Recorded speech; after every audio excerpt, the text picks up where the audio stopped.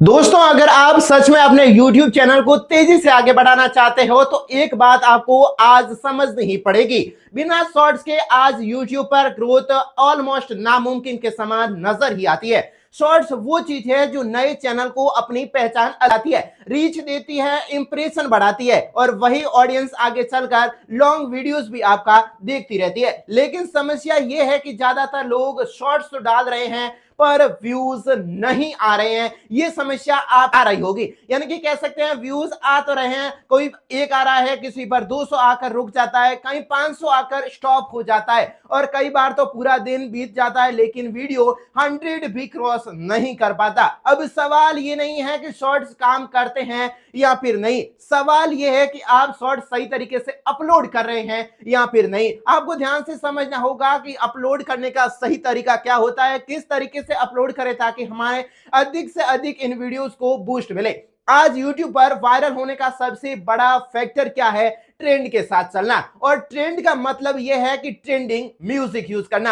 आप कोई भी वीडियो बना रहे, आप किसी भी कैटेगरी में बना रहे हो, आपको ट्रेंडिंग ऑडियो इस्तेमाल कीजिए, आपका वीडियो निकल जाएगा। लेकिन यह भी ध्यान रखिए, हर वीडियो नहीं निकलेगा। ट्रेंडिंग म्यूजिक अमूमन हर किसी पर काम नहीं करता है तो 5 या 10% करता है। लेकिन आप मल्टीपल 4-5 जो शॉर्ट्स है उस पर ट्रेंडिंग म्यूजिक लगाएंगे तो आपको एक ना एक वीडियो पर जरूर इफेक्ट देखने को मिलेगा। इंस्टाग्राम हो, फेसबुक हो या फिर यूट्यूब हो, जिस साउंड पर लोग वीडियोस बना रहे हैं उसी साउंड पर एल्गोरिदम ज्यादा पुश देता है। आपने भी देखा होगा कि एक ही म्यूजिक पर हजारों रील्स और शॉर्ट्स अचानक देखने को मिल जाते हैं। जैसे ही ट्रेंडिंग मार्केट में आया सॉन्ग, उस पर फटाफट जो क्रिएटर है सॉन्ग बनाना शुरू कर देते हैं। तो आपको भी ट्रेंडिंग को ध्यान रखना है, ट्रेंड क्या चल रहा है उस पर कैचअप करना है, ट्रेंडिंग उसको आप ध्यान रखते आप कंटेंट बनाइए, कंटेंट आपका निकल जाएगा। लेकिन यहाँ पर YouTube थोड़ा इससे अलग रहता है। पहले YouTube ने ट्रेंडिंग सेक्शन हुआ करता था जहां सीधे पता चल जाता था कि कौन सा म्यूजिक फिलहाल ट्रेंड में चल रहा है। अब वो ऑप्शन YouTube ने गायब कर दिया है और यहीं पर ज्यादातर क्रिएटर अटक जाते हैं। तो तरीका क्या है, ये आपके मन में सवाल जरूर आया होगा।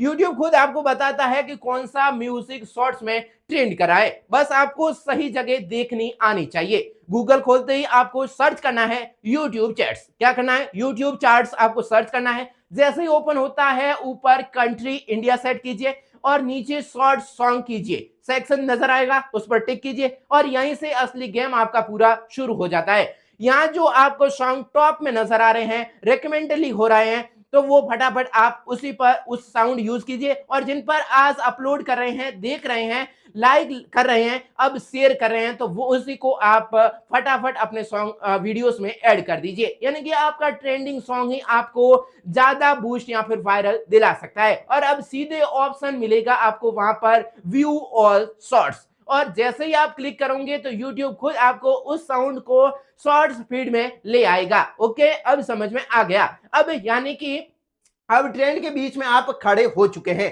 अब नेक्स्ट गलती जो लोग करते हैं वो साउंड तो लगा देते हैं लेकिन प्रेजेंटेशन खराब कर ही देते हैं। यानी कि आपके वीडियोस में दम ही होना चाहिए। जरूरी नहीं कि सॉन्ग आपने ट्रेंडिंग बना दिया, आपके वीडियो में कुछ है ही नहीं देखने के लायक तो वो वायरल नहीं होगा।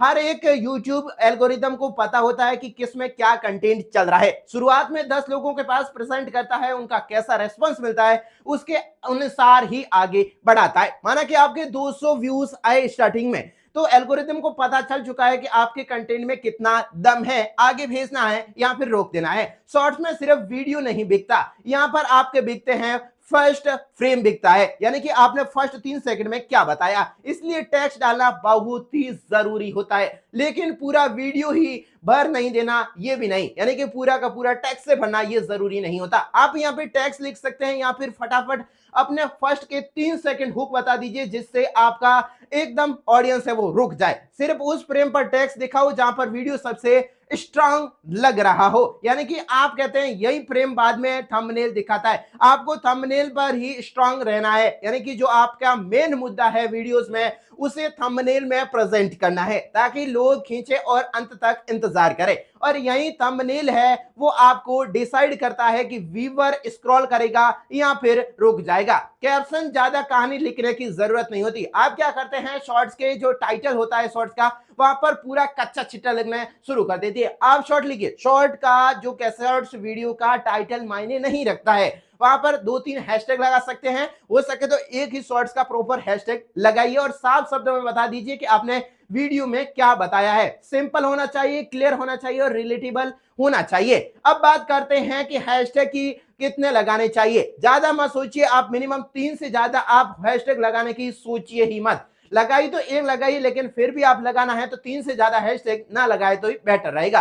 अब एक ही चीज है जो 90% लोग स्किप कर देते हैं, अपलोड के बाद यूट्यूब स्टूडियो। यहीं पर आपका डिस्क्रिप्शन, कीवर्ड और टैग का असली काम होता है। आपको क्या है, कई लोग यहाँ वही जो जगह है जहां एक एवरेज शॉर्ट्स और वायरल शॉर्ट्स में फर्क देखने को मिलता है। अगर सही तरीके से टैग लगाया जाए और सही तरीके से डिस्क्रिप्शन साफ साफ मेंशन किया जाए, लिखा जाए, थंबनेल फ्रेम स्ट्रांग हो, 3 आपके स्ट्रांग हुए तो आपका जो वीडियो का सिग्नल है वो डायरेक्टली यूट्यूब को मिल जाएगा और उस वीडियो में क्या है, किन लोगों को दिखाना है, तो एल्गोरिथम को समझ में आ जाता है। याद रखो, शॉर्ट्स में वायरल होना लक नहीं है, सिस्टम है, और जो सिस्टम समझ गया वही आगे जाकर एक प्रोफेशनल क्रिएटर बन पाएगा। तो दोस्त, एकदम प्रोफेशनल तरीके से काम कीजिए, कीवर्ड, टैग और टाइटल पर अपना फोकस जमा दीजिए, यहीं से आपको बूस्ट मिलेगी।